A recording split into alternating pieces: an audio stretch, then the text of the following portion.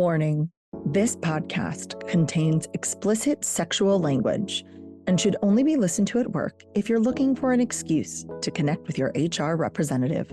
Additionally, all mentions of the word women include cis and trans women. For my friends who are genderqueer, gender fluid, figuring it out, anything in between, and feel like this conversation is also important for you, you are welcome here. Will you open up with me? These pages, they can feed your innermost desires. Do you feel inspired? Are you getting what you need? Are you coming curiously?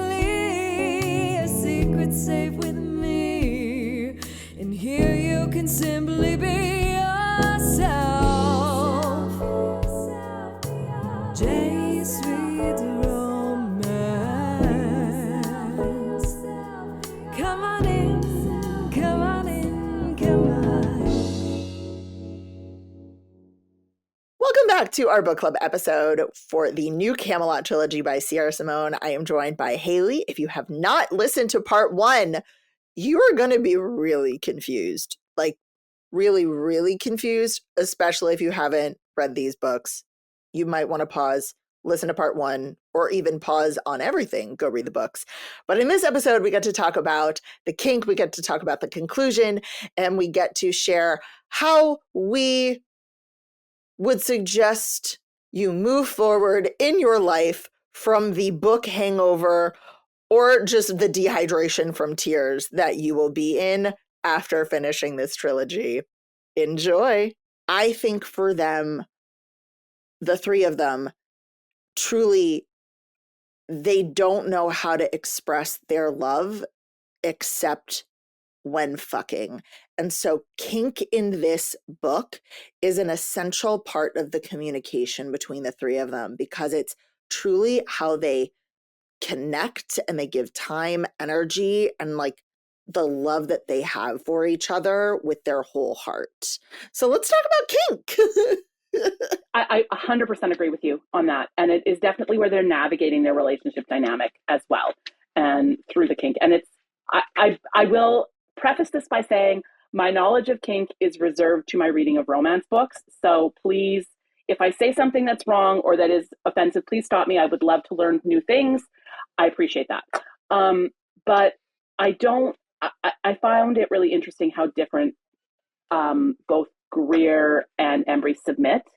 So would you call Embry a brat or like, what is it? I don't even think it's that. Ooh, it's like, no, I think it's just the way he submits, which is, it's like heartbreaking and beautiful. And but I think it is how he submits specifically. So before reading this book, had you read books with kink? So this was her first exposure? Only Misadventures of a Curvy Girl, but it's very light kink. Like and the kink there is just polyamory. It's not this.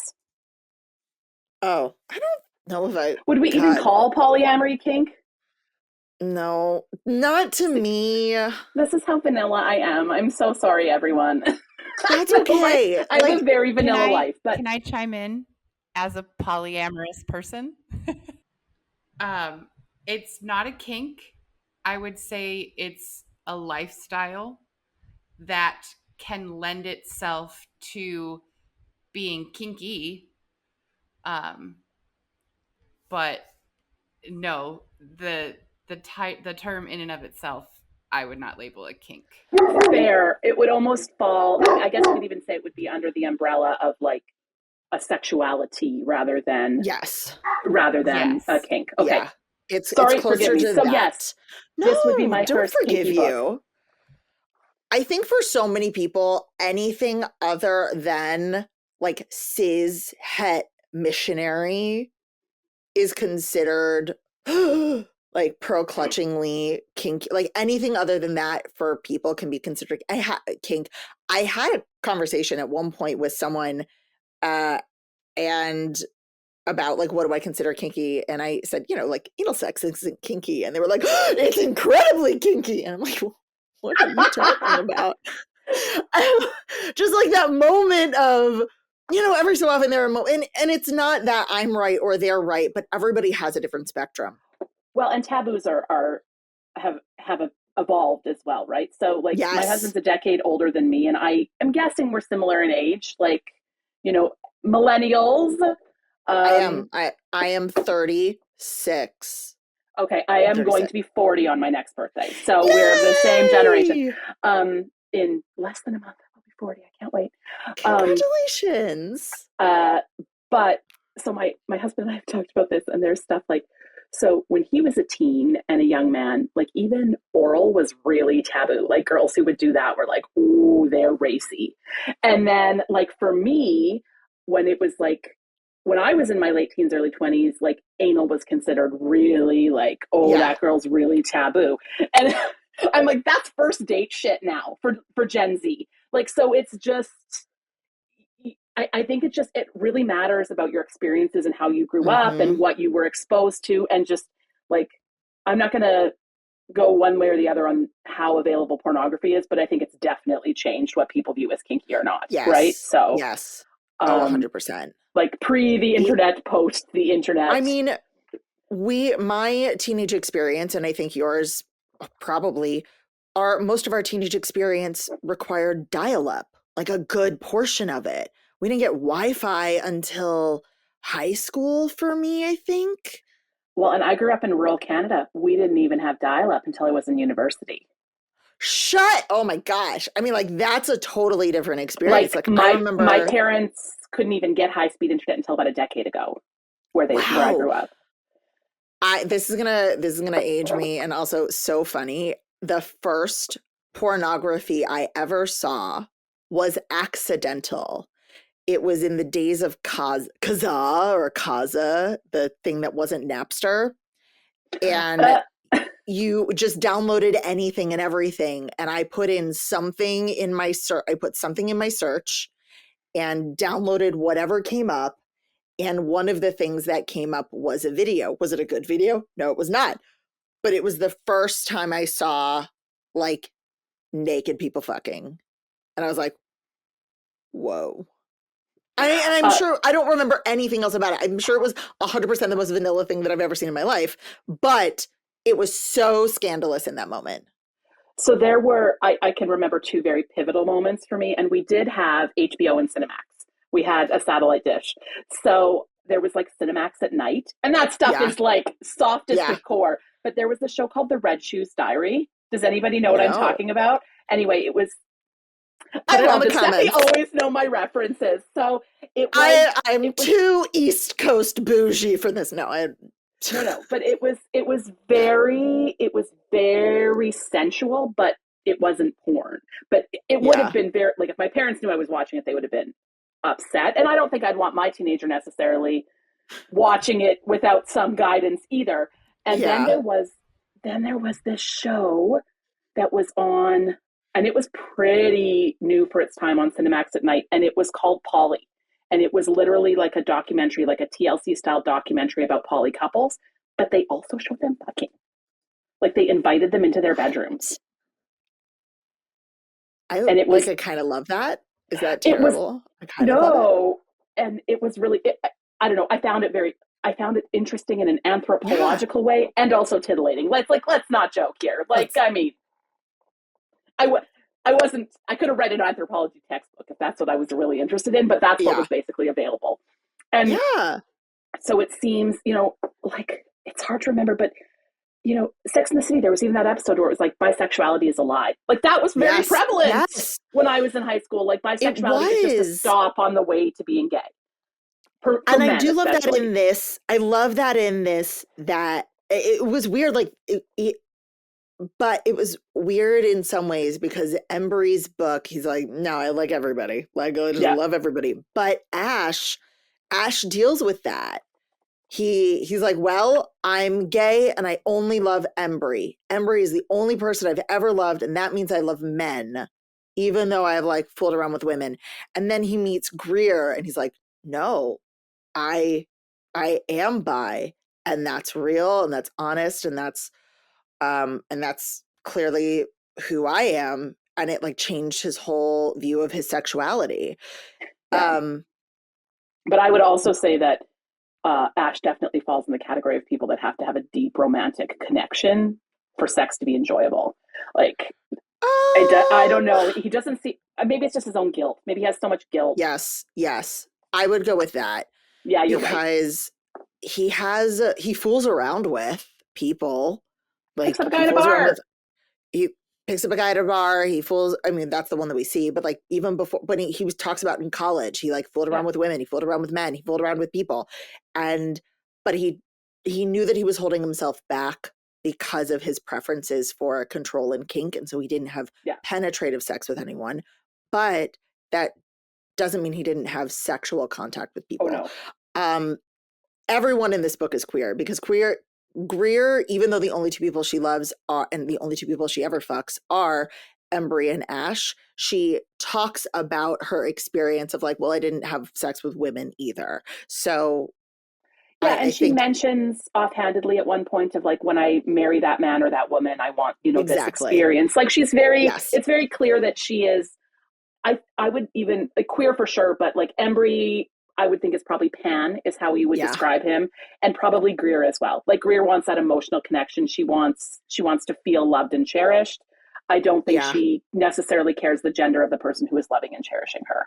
Probably not. And I think because of her two experiences and because of what Merlin told her, she is very cautious about Oh, her 100%. affections. These are the only two people that she's ever fooled around with. And her parents So died when she was a kid. a baby, and she was raised by this grandfather who may He's or may kind of not be part of aloof. the Democratic like mayor, like was vice president and involved heavily in the political party and raised her to be in politics. Mm-hmm. So, but I do want to talk about the kink specifically in this series because as we mentioned, this is not necessarily a healthy example of polyamory or relationships. I do like the way that kink exists in this story. What are your feelings? Okay, so consent is always at the forefront of every scene, session, encounter. Nobody is Mm-hmm. doing anything without being completely positively certain that the person they are doing it to wants it to be done. Yep. There is, we are reminded, Greer is constantly reminded of her safe word. Embry Yep. and Ash don't have a safe word, but I don't think they need one. Like that's very, very clear because they have this other dynamic going on, but like Yes. constantly. And then if the scene changes to something they've never done before, he reminds her she has the ability to safe out. He is constantly reminding her it will not disappoint him as a Dom if she safes out, which I would assume is a pretty big distinction. Like, I think that that's where the line between assault and consensual non-consent, kink, is really Mm-hmm. drawn. Your safing out will not make me sad. It will not make me feel rejected. It will not make me feel less proud of you. In fact, knowing it feels that Ash is constantly saying to her, knowing your boundary is the sexiest fucking thing you can do.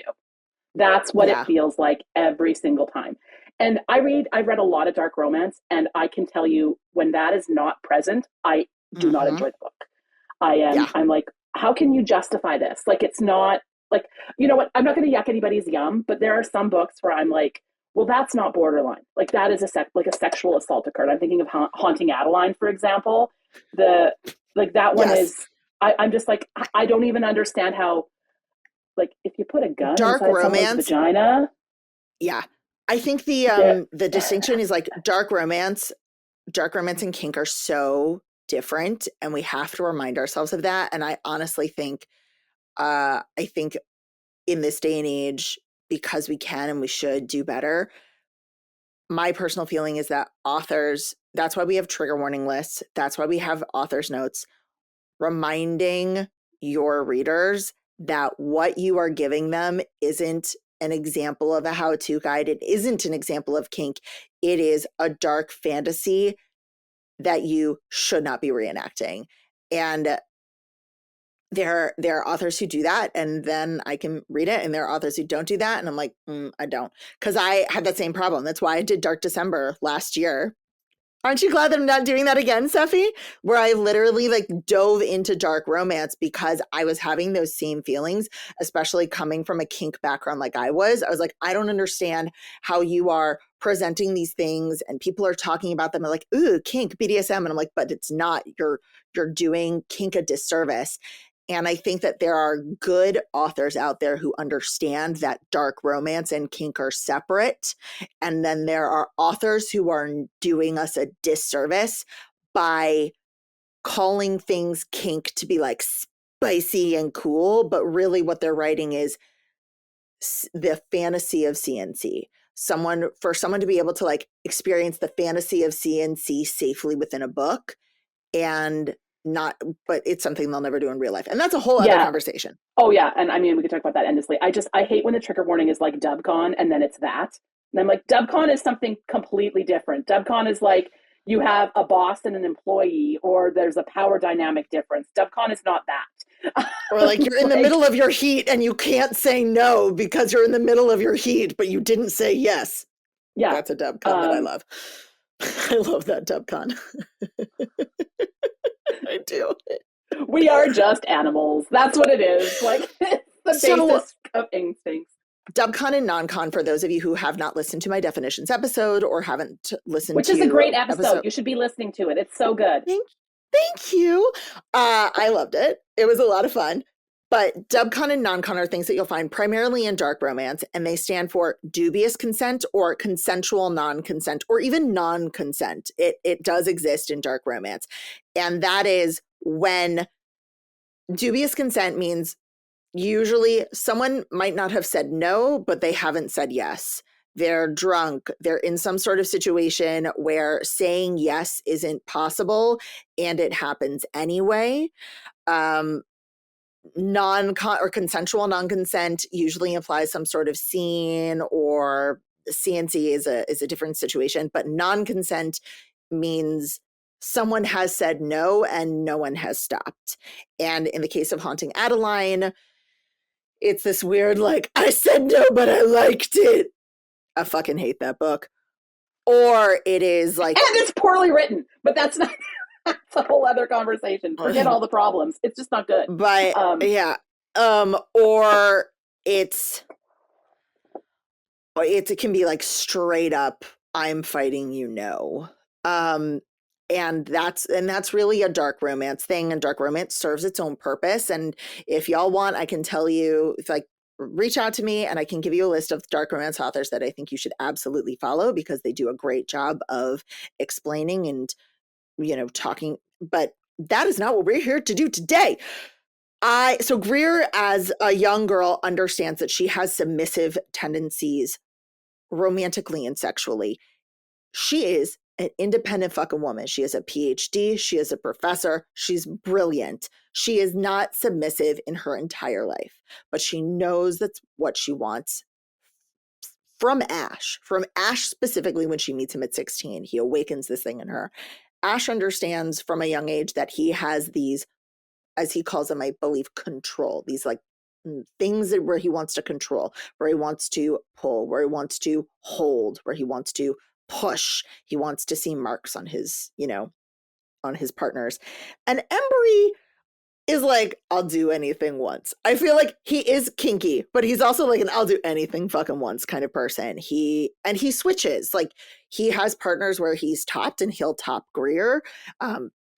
He is not her dom. He is not her sir. He's not anything of that. But like, you can't say that he isn't in control of their first encounter together. When he takes her virginity, Embry is absolutely in charge of Greer in that moment and tops Greer.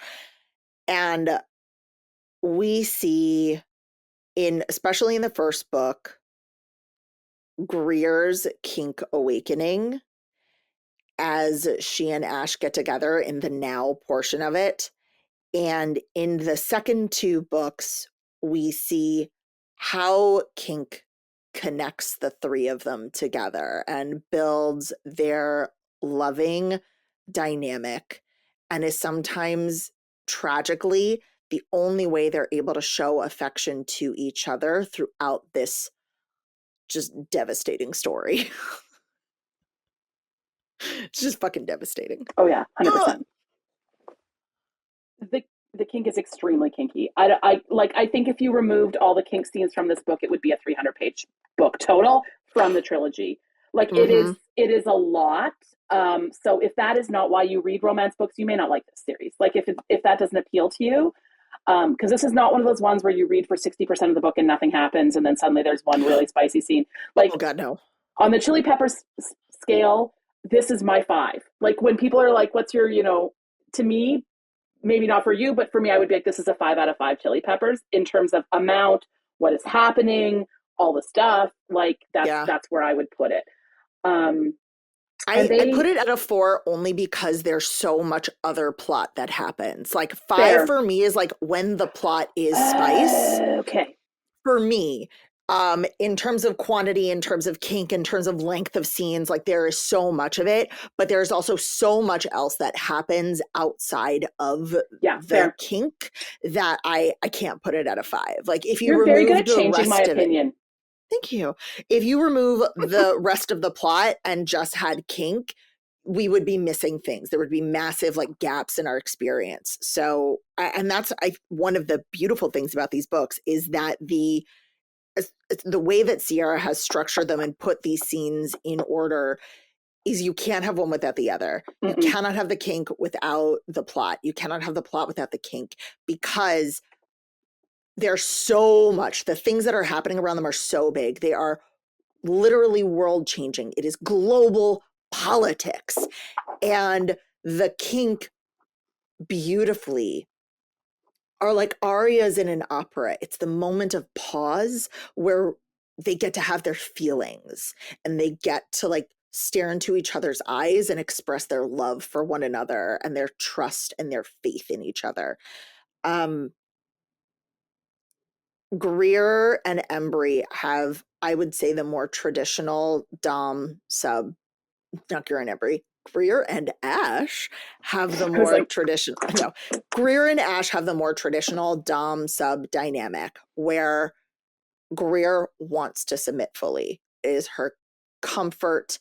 It is her gift. It is her pleasure. What do you need from me? Use me as you need to. They have a safe word. She has honorifics for him. They have ritual. When he snaps his fingers, I don't know if you could hear that. When he snaps his fingers, she kneels.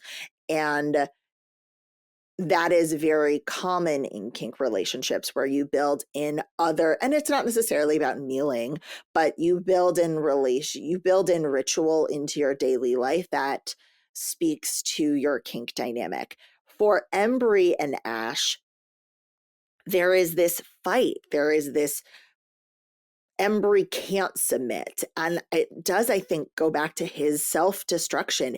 His story is so fucking tragic. He truly believes he is unworthy or a bad human fundamentally in some ways. And the battle where he gets injured, he throws himself into danger almost. He don't believe it was an intentional thing to potentially die, but it was certainly not to keep himself safe.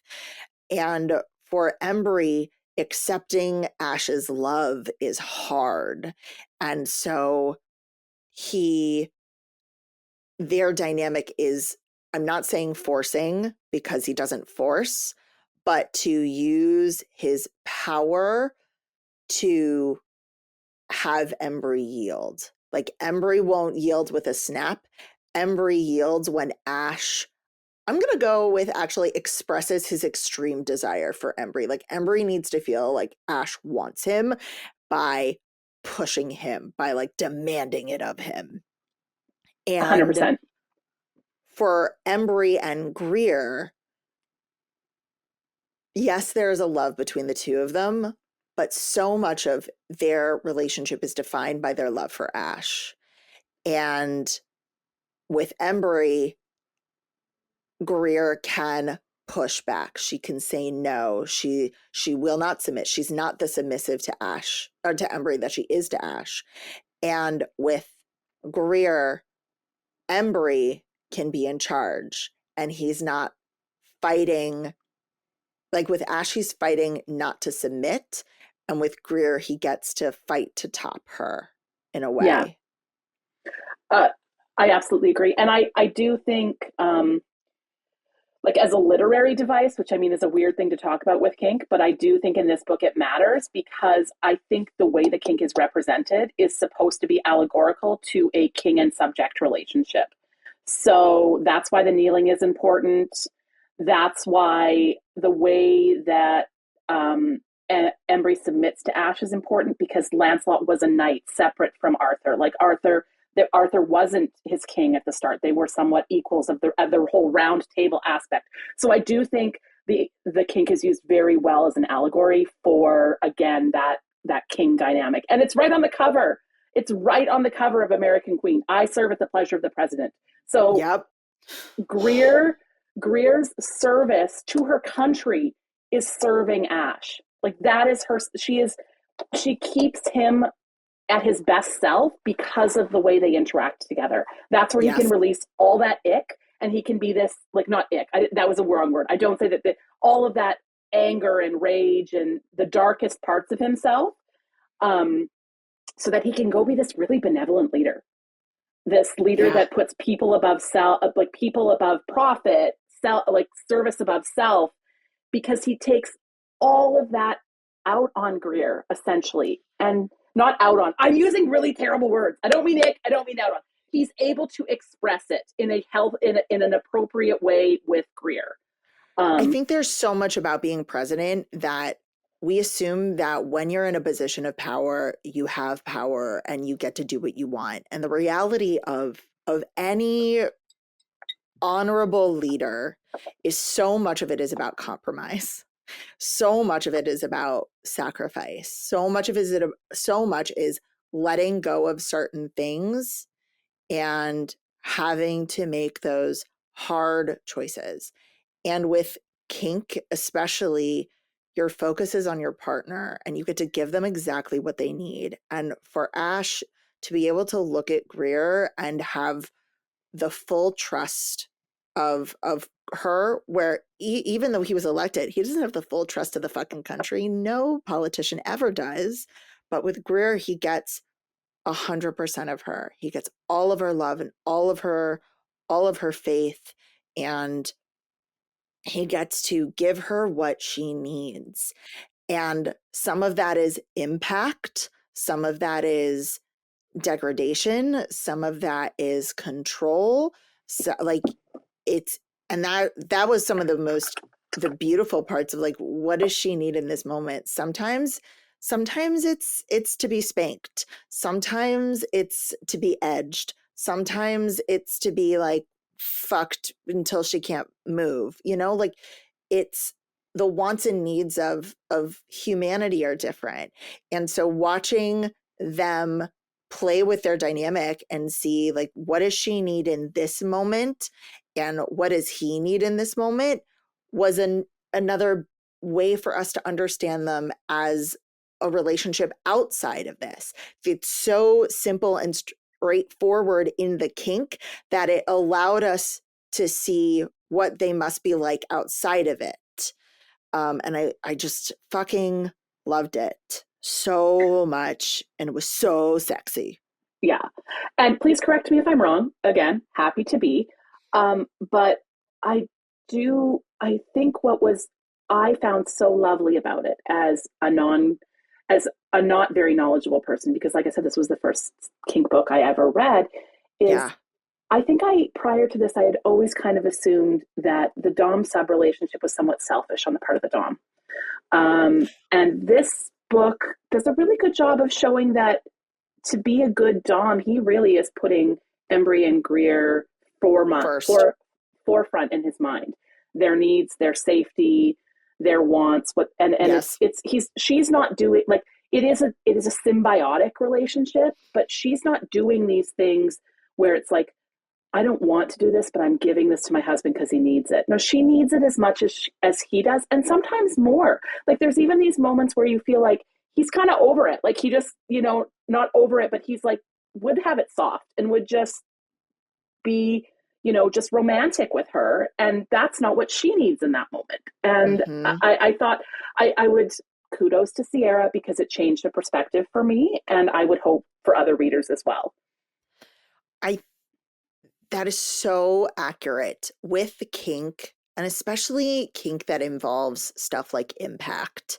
Um, which, if you don't know what impact is, it's when something strikes someone. Someone is struck, and it might be a hand, and it might be a cane, it might be a belt, it might be any number of things. It could be a feather duster, whatever.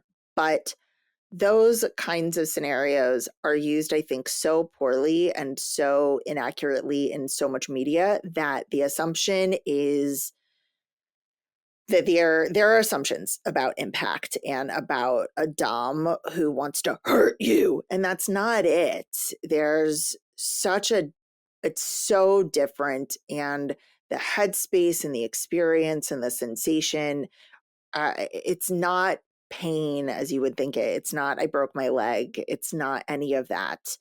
It's true connection. And he and Greer, I love the way that he and Greer explore this, because this is Greer's first experience with kink. It's him.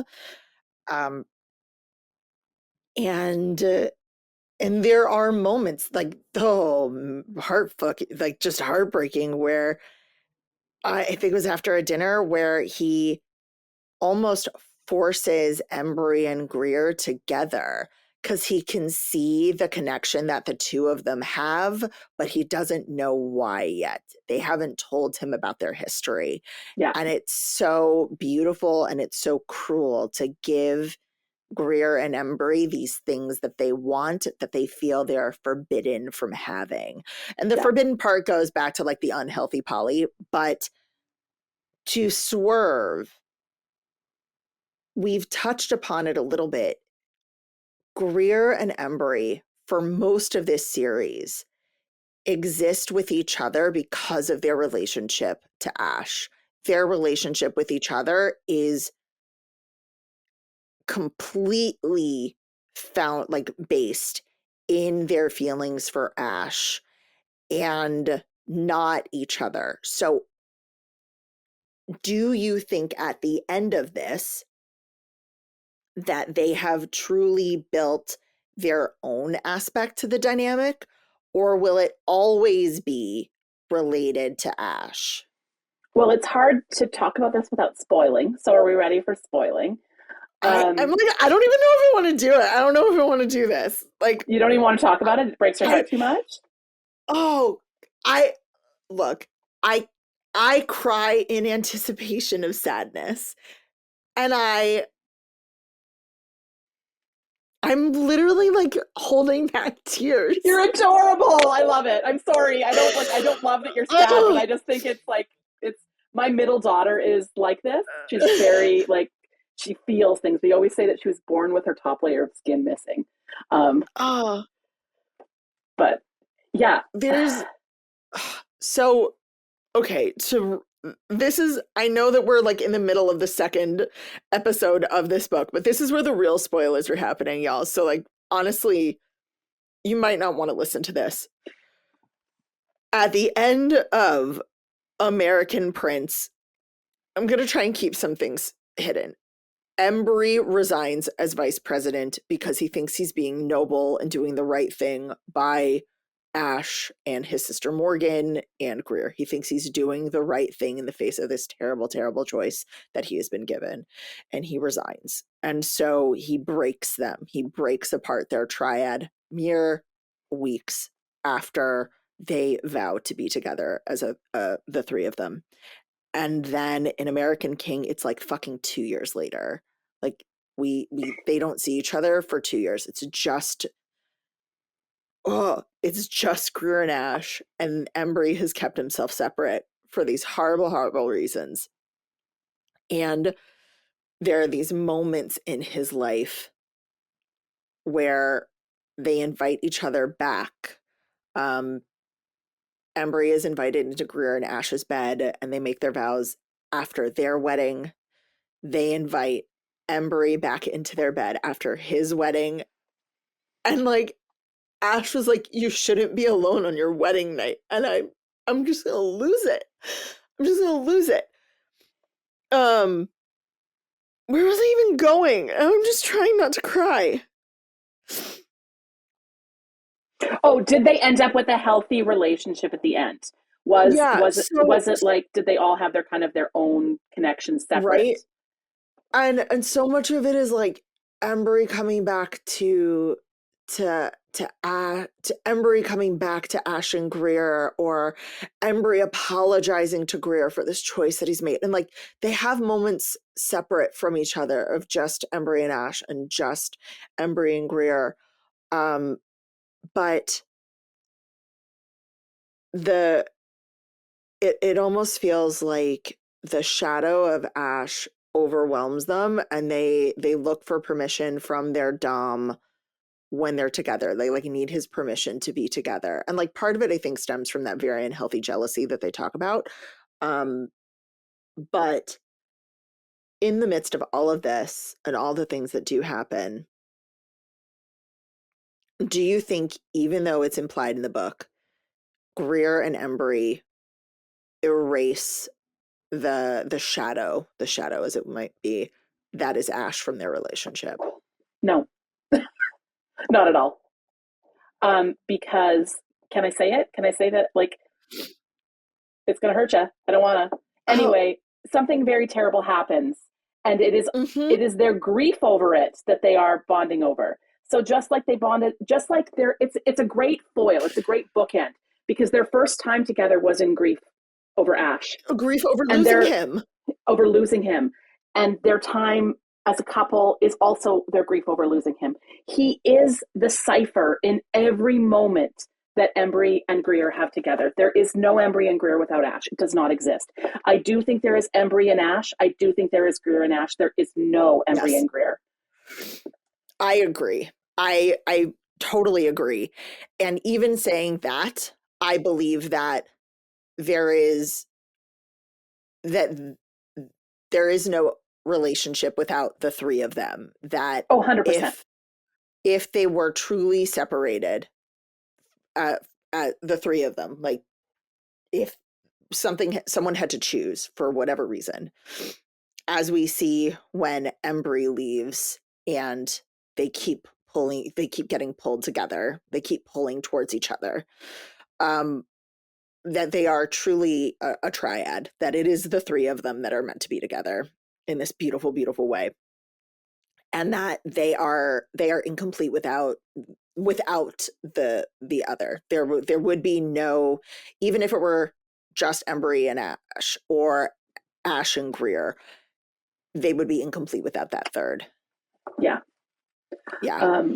And it's written in the stars. That's the whole thing. They are star-crossed together, the three of them, right? So I think, can I talk about that now? I think it might be a good point to say it is, we've said, Oh, yeah. you want to get, you have a road you're walking, and I want to walk it with you. So tell me what you want to talk about next. I don't like, oh my God.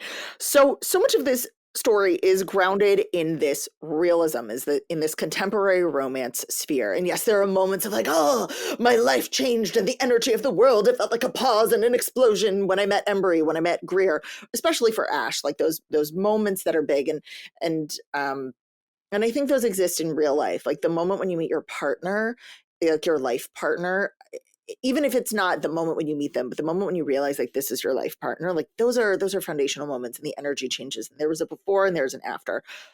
But how do you feel about Merlin introducing hardcore the Arthur story and the reincarnation?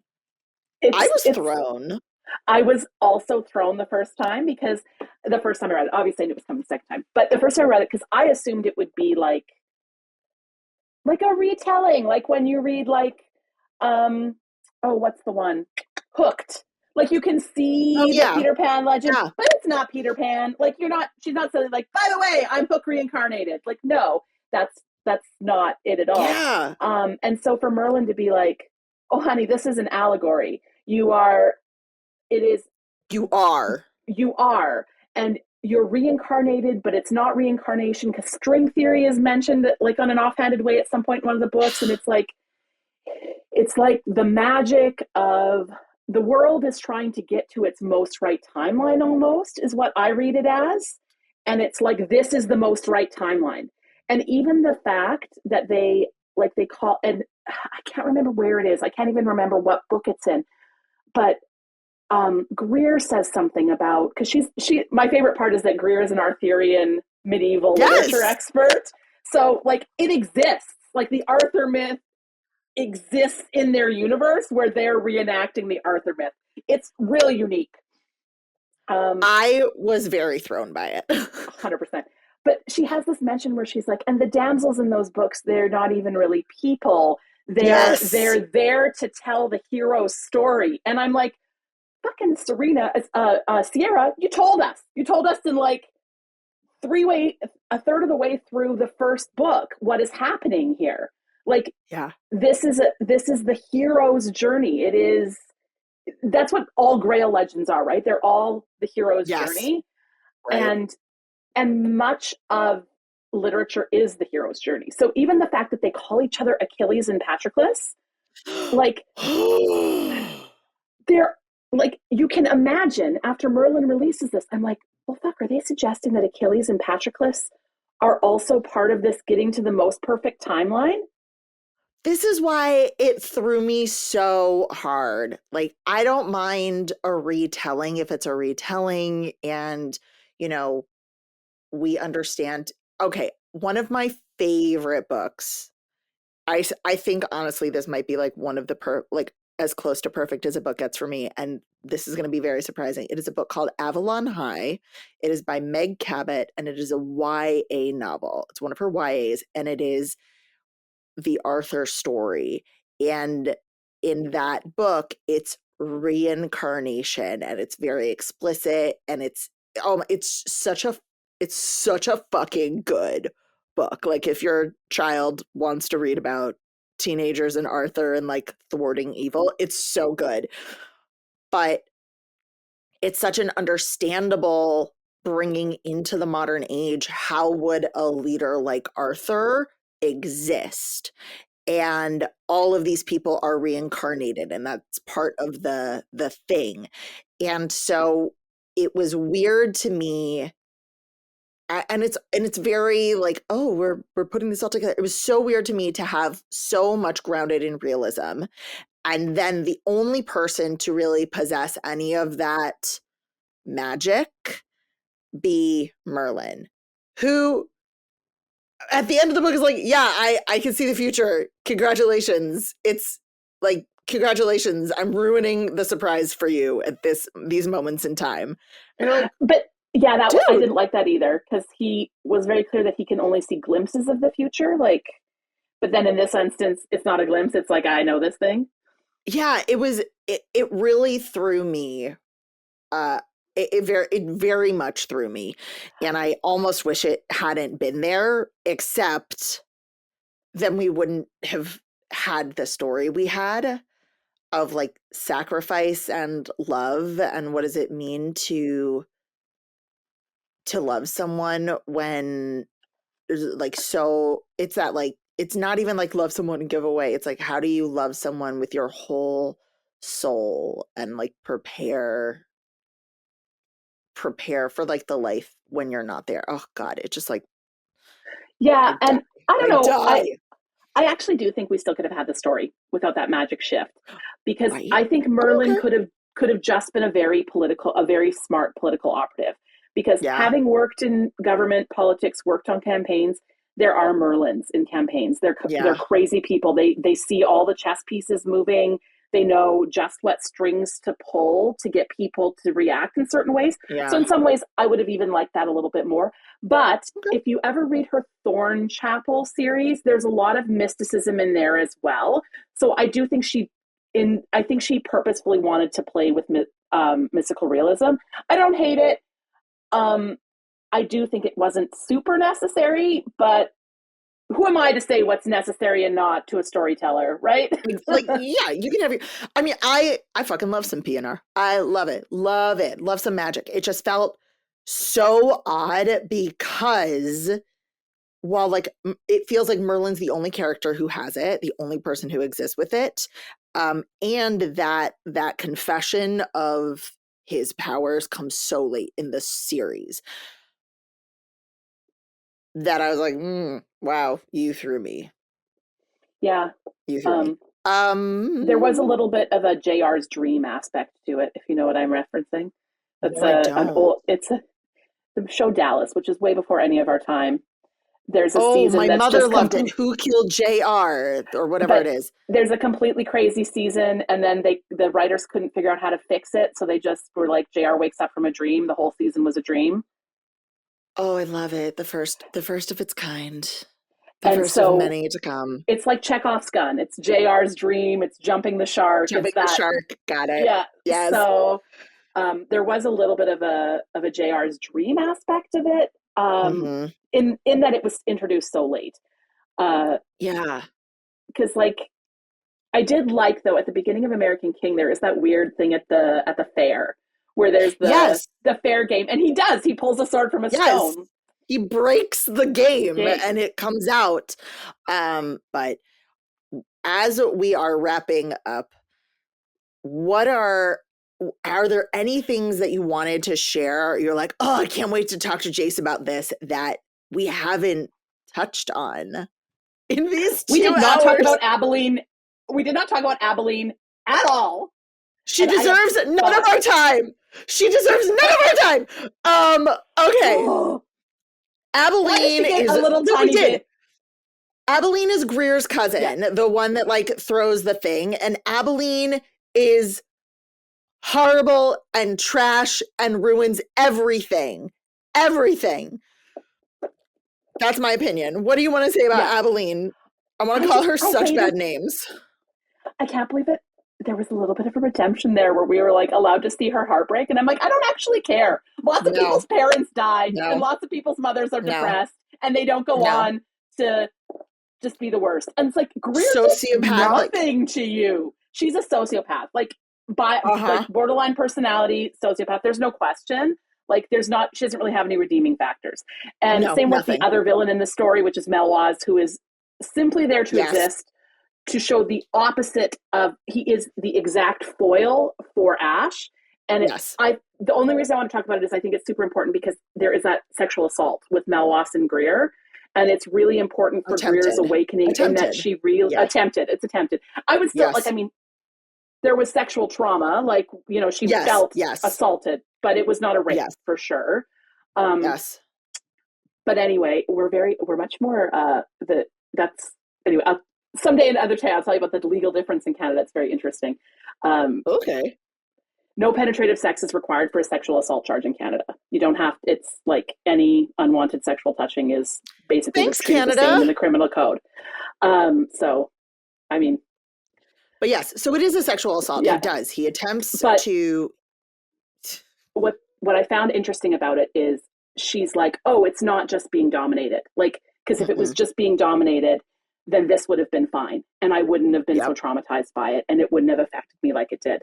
So she is very inexperienced. Like, let's be honest. She's basically a virgin going into very extreme kink. So I think it was important for her in some ways to realize that the difference, like it was almost like a learning experience for her, that the consent and the love and the affection and the care is the key, not the submission and the domination.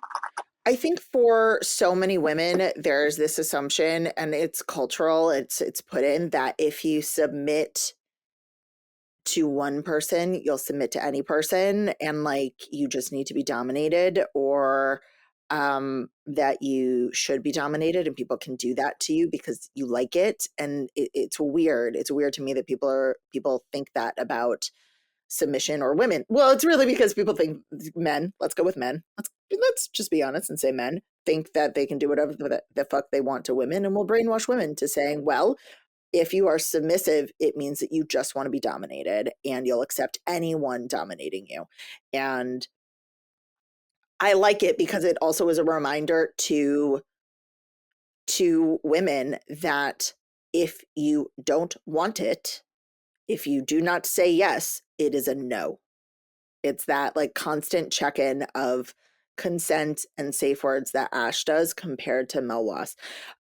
Abilene is in some ways a lot the opposite of Greer, where Greer looks for connection and connects to these two humans.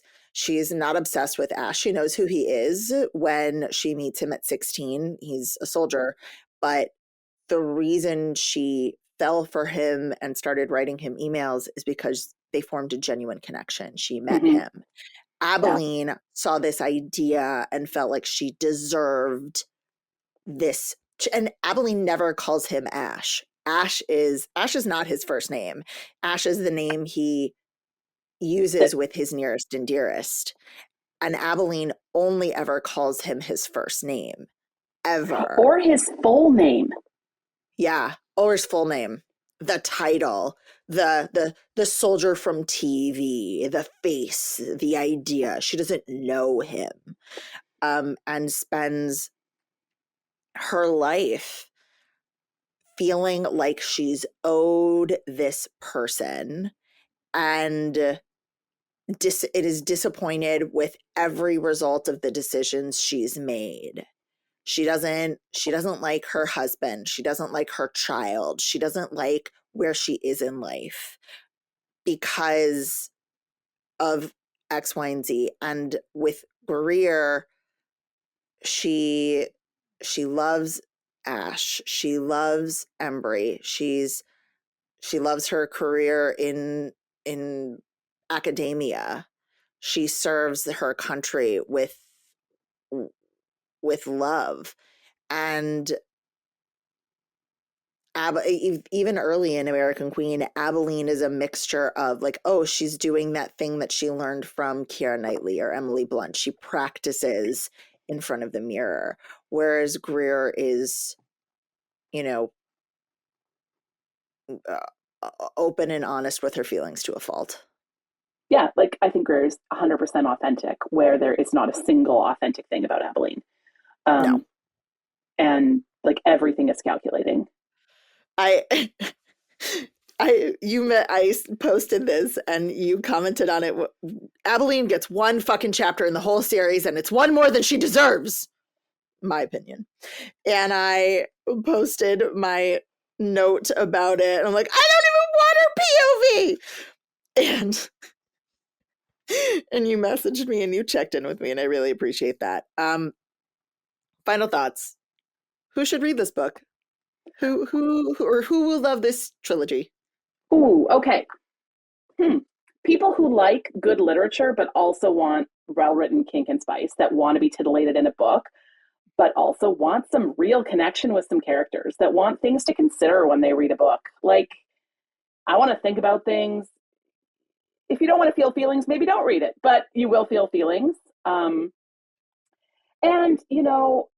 I think if you like romance books and you like good writing and you're also disillusioned with the state of politics globally, it's kind of nice to read a story about elected officials who really are putting the country before self, who have great leadership qualities, because we're seeing it less and less. There's a line that's often said in politics that the people best suited to leadership want it the least. And I just saw that so much with Ash. And so I had this me and some of my friends at work have a joke that we just pretend that President Bartlett won the last election, like the West Wing. Like we just that's the world we live in. And I think I'm going to change that now. They won't know, but I think I'm going to say President Colchester won the last election. And it's nice to imagine a reality where we're really only fighting about ideology of how to do the right things, not what are the right things. Oh, that hurts me so hard. Thinking the feels about it. I agree. I think American Queen, I think this whole new Camelot series is for people who are willing to see, and I'm going to just touch upon it, are willing and ready to see kink as an extension of a loving relationship who aren't necessarily looking for that, like, ooh, it's just there for the spice, but who are ready and willing to see people grow and develop in their life with kink, and that sometimes the moments of clarity come from the just intense focus you can give your partner when you're engaging in scenes. I think that this is a book that will make you really uncomfortable, and it will have you thinking about what does it mean to be good as a human, as a partner, as a parent, as a child. What does it mean to do good in the world and be good in the world? And they're hard questions. This is a book series that will make you cry. Unless you're And dead inside, and I can't help you with unless you're that. dead inside. And it is so rare for me that I seek that, and I don't like it. I go from like, I don't get like the one glistening tear. I get like my soul has been ripped open at the seams, and like I'm in a Greek tragedy. That's me. And that, like, maybe you won't cry that much, but that's where I was. There's so much pathos, and I thank you for making me finish this in a timely manner, as opposed to just pushing off the new Camelot series. Like, I'll get into it next month. I'll get into it next month. No, it's fine. It's fine. And I these are now like, these are precious. These are precious stories, and I am so grateful for that. So thank you. Oh, thank you. And thank you for inviting me so I could reread them with new eyes, because Oh. it's fun. Like, don't do it now, but put it away for 3-4 years and read them again. Yeah. And you'll be like, ooh, ooh. Maybe when they ooh. redo the audiobooks, they're redoing the audiobooks with like a full cast. And so maybe that's what I'll do. But Well, oh, God. the timing was terrible because I wanted to do these audiobooks that I could, Oh, do my yeah. Christmas baking and my, all my stupid crochet projects. I hate the holidays. Like, it's just like a make work project for parents, man. Yeah. Yeah. Yeah. But anyway, so it was It so is. great. I'm so glad. If for those of you who are, familiar or not familiar with the podcast, or kind of light familiar, but maybe haven't listened to Haley's first episode, I'm not going to make her do all my 5 closing questions again. If you want to know all of those things, you can go back to the episode where we get to know her and actually do that. But this is also, I think, a series that will put you in a book hangover. What do you think is the perfect next book to read after this series when someone has finished it? Trick Shot. Oh, that's like, oh my God, I love that so much. And that's interesting because that's another like very kinky MMF novella. So it's like short, sweet, but like kind of in the same vein without the emotional agony. I was going to go in the complete opposite direction of like, give yourself a light and fluffy rom-com. So I was thinking like Assistant to the Villain, or My Roommate is a Vampire. I literally just read that last week. Isn't it great? It was so funny. It's so great. So, yes. Is the level of spice the same in Apprentice to the Villain? Have you read it yet? I have. For me, it's the same spice. I have no idea. I touched nothing. I'm dying. That would be the Apple phone's lovely feature of interpreting expressions and motions into random emojis. Oh my God, that's so funny. For those of you who are not watching the video but are listening to this, balloons just appeared on her video. Oh my gosh. Okay, I'm gonna ruin this. They kiss. And Okay, that's it. so I'm just looking for Same spice level. under the tree books for my teams. Yes. And they just announced, by they, I mean the team and Hannah Nicole Mayer, announced the third title and the book cover and the release date for Are they getting a the TV third show one. for Assistant? Did I hear that? I think so. Honestly, here's the thing with all of those. TV and movies move so slowly that a They buy the deal rights. now, they buy the rights, it's been optioned, it's been contracted, but the amount of time that it will take between now and a finished product is years. Yeah. I got to go to a signing event with Bryn Weaver about Butcher and Blackbird, and the director who optioned that book was there. And they were like, it's great. We're looking for a screenwriter now. We won't be filming until the earliest fall of 2025. So you won't see a movie until 2026, maybe. And that's for a book that was optioned early in 2024. Well, Yulin Kwan, who wrote How to End a Love Story, How to End a Love Story, is also the screenwriter for Emily Beach-Read. No, for more than one. No, people we meet on vacation. We meet on vacation and Beach Read. Like, she's doing more than one, Yeah. and they're just sitting there. Like, I saw her at an event before How to End a Love Story went with Melanie. Tessa Bailey.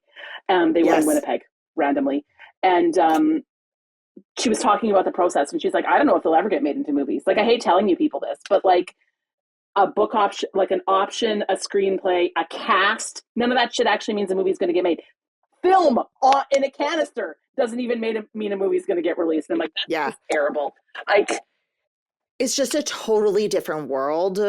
And so I honestly don't pay attention to those things. Like, until it's happened, or about to happen, like, I can't keep those in my mind. Even if it does happen, it's not happening for 2 more years. I'm more excited about Scythe and Sparrow, the third book in the Ruinous Love trilogy that's coming out in like January, to then Butcher and Blackbird the movie. Like, I want that.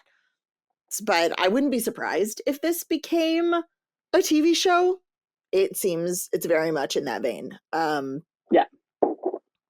love it. I loved it. I loved Apprentice to the Villain.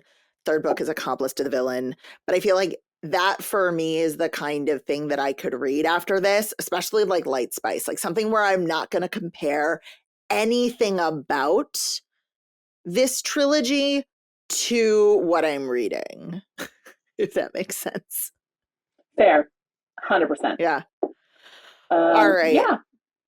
It was great. As always, you're delightful. Thank you, Haley. Have an incredible rest of your night. Y'all, if you had not read the trilogy and you just listened to this, we actually didn't spoil everything for you. I'm shocked. We really didn't. We hid some really big things from you, and I'm so proud of us. And if you have to talk about. Right? I know. If you have read the trilogy and you were like, but you didn't talk about, yes, we know. We like the looks we're giving each other. We understand, and we're not sorry. We're not sorry at all. But thank you for joining us. I'm so glad that I got to read these. I'm seeing Sierra and Julie at least 1 or 5,000 events this coming year. And I would give you actual real Canadian currency, which isn't worth that much American currency, for a book plate from Sierra. If she's ever doing a signing that you're at. She's just never have one? I might have one. I saw her 3 times in 2 months. I hate that. Between August and September. And I think she's going to be at least one of the events that I'm going to next year. Yes. If you ever get a book plate from her, I would be forever in your debt. It would mean the world to me. I'm going to look at that. I'm going to look that up right now. Anyway, thanks y'all. And I don't know what we're going to do for the next book club book. So keep an eye out for our next announcement. Bye. Bye. That's it for today, y'all.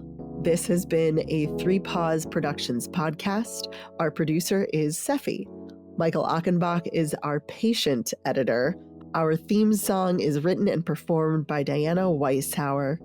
You can find show notes and so much more at jacereadsromance.com.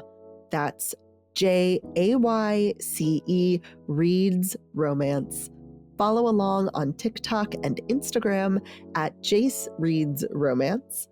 If you'd like to ask a question or share a story for the podcast, call and leave a message at 661-JACE-RR.